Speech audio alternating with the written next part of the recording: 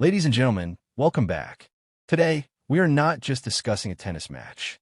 We are not talking about a perfect forehand, a crucial breakpoint, or a trophy lift. What happened this week on the outer courts of Melbourne Park was a seismic, unexpected, and frankly astonishing moment in professional sports. If you look at the official scoreboard of the 2026 Australian Open, you'll see a simple fact. Alexandra Eala, the 20-year-old rising star from the Philippines, lost her first-round match. She was defeated by American Alicia Parks in 3 sets. By traditional metrics, she failed. She packed her bags and booked her flight back to Manila. By standard measures, her tournament was unremarkable. But we don't live in a traditional world anymore. Today, we live in an attention economy. And by that measure, which is the metric that truly dictates future superstardom, Alexandra Eala didn't just compete, she dominated. Look at one number that has left analysts, sponsors, and tournament officials astonished. Before the tournament, the Australian Open's official YouTube channel posted press conferences with the sport's biggest names: Novak Djokovic, Carlos Alcaraz, and Aryna Sabalenka, the world #1, defending champion, and a dominant force in women's tennis. Sabalenka's video received around 8,000 views in its first 24 hours, a respectable figure for a pre-match interview. Now look at Alexandra Eala's press conference. A player who had never played a main draw match in Australia and was ranked outside the top seeds pulled in 171,000 views. That's 171,000 versus 8,000. This isn't a minor difference. It is an extraordinary anomaly, over 2,000% higher, so significant it defies conventional analysis.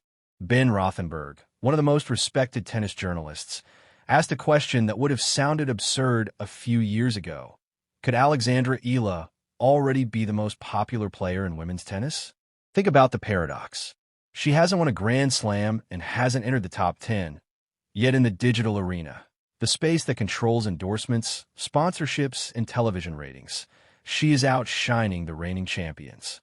This week in Melbourne, something broke. The system that equates fame with victories failed. When Alexandra Eala stepped on a court 6, it wasn't just a tennis match. It became a pilgrimage, a riot, a cultural coronation. Organizers, following standard procedure, treated her like a regular qualifier and placed her on court 6, a small outer court intended for low-profile matches. They had no idea they were attempting to contain a tsunami in a bathtub. Thousands of Filipino fans descended on Melbourne Park. They didn't just fill seats. They climbed fences, packed standing areas 10 rows deep, and created a decibel level usually reserved for a World Cup final, not a Tuesday afternoon match. Inside this intense arena, we witnessed something unprecedented: the rise of a new kind of superpower in tennis. Traditionally, the next big stars come from Europe or the United States. We search for the next Serena, the next Sharapova, the next Swiatek. But we were looking in the wrong place. The sleeping giant of global sports fandom is in Southeast Asia, and it has awakened. While Aryna Sabalenka was busy winning matches, Alexandra Eala was busy winning hearts around the world. Today, we are going deep, analyzing the court 6 phenomenon, examining the crowd etiquette controversy, and asking the ultimate question: could this be the moment tennis truly changes? Could this be when a star becomes bigger than the sport itself? This is more than a match report. It is a case study in the emergence of a global icon. Let's start with the physical reality of Monday's events. Melbourne Park is enormous.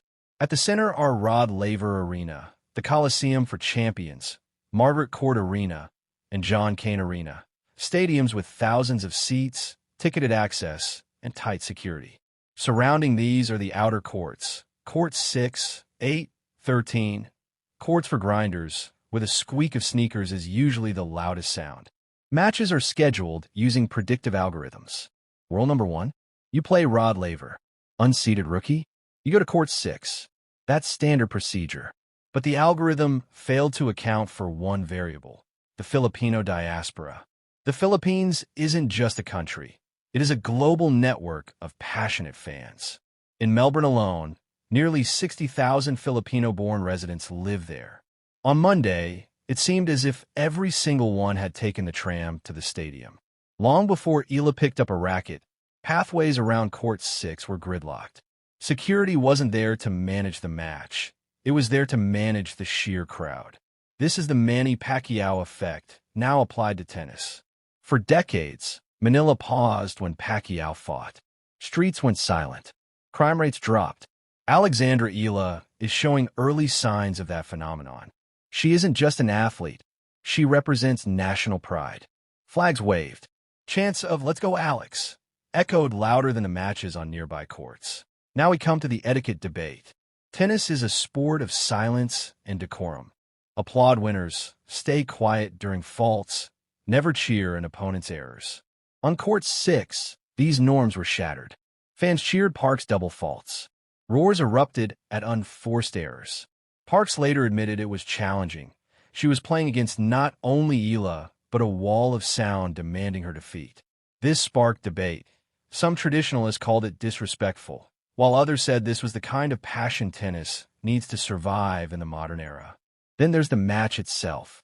Eala came out blazing, taking the first set 6-0 against a top 100 opponent. A professional bagel of this magnitude signals total dominance and immense potential. But tennis is a cruel mental game. Parks adapted, hitting her targets and applying pressure.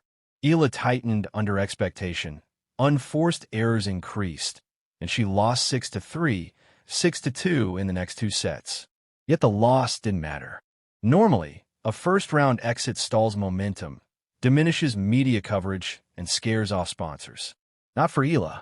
Her presence and connection with fans proved more important than the result. The crowd stayed until the final point, chanting her name as she lost. That is the difference between a strong player and a franchise icon. Compare the attention metrics: 171,000 views versus 8,000. Sabalenka, a two-time Australian Open champion, plays with incredible skill and charisma. She should be the main draw. Yet Eala, ranked 49th, is capturing more attention. Why? Demographics and hero scarcity. Belarus has 9 million residents. The Philippines has 115 million. For decades, Manny Pacquiao filled a national hero role. With Pacquiao retired, the energy sought a new vessel. That vessel is Alexandra Eala. Filipinos don't just watch tennis. They see themselves on the screen. This is a marketing goldmine for the WTA. The organization has struggled to create new superstar rivalries since Serena retired. Stars like Sabalenka, Sakkari, and Rybakina appeal mainly to European markets. Eala opens Asia to WTA tennis, engaging potentially hundreds of millions of new fans. Sponsors notice. Round 1. Irrelevant. 171,000 clicks? Priceless. What's next? Eala is leaving Melbourne to play in the inaugural Philippine Women's Open, a WTA 125 event. A strategic homecoming. The tournament exists largely because of her rising stardom. She will rebuild confidence, solidify her base, and likely dominate. But caution is needed. Fame can arrive before victories. The pressure of representing a nation can be overwhelming.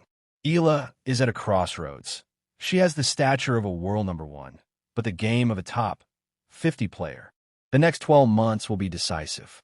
We often define a rival in sports by trophies and rankings. Alexandra Eala has redefined it. To arrive is to be noticed, to make the world stop scrolling, to turn a first-round match into the main event. In a sport starving for personalities, youth, and new markets, she is currently the most important non-champion in the world. There are 128 women in the Australian Open draw. By the tournament's end, one will lift the trophy. But on Monday night, on Court 6, it didn't matter who won. What mattered was who captured the hearts and attention of the crowd. 171,000 people watched her press conference, not because she was guaranteed a victory, but because they wanted to see her. Alexandra Eala has lost a match, but won the war for attention. In 2026, that is the victory that truly matters. I am your host. This has been our Deep Dive Special Report. Keep your eyes on the ball, but more importantly, keep your eyes on the girl from the Philippines. The world certainly is. Good night.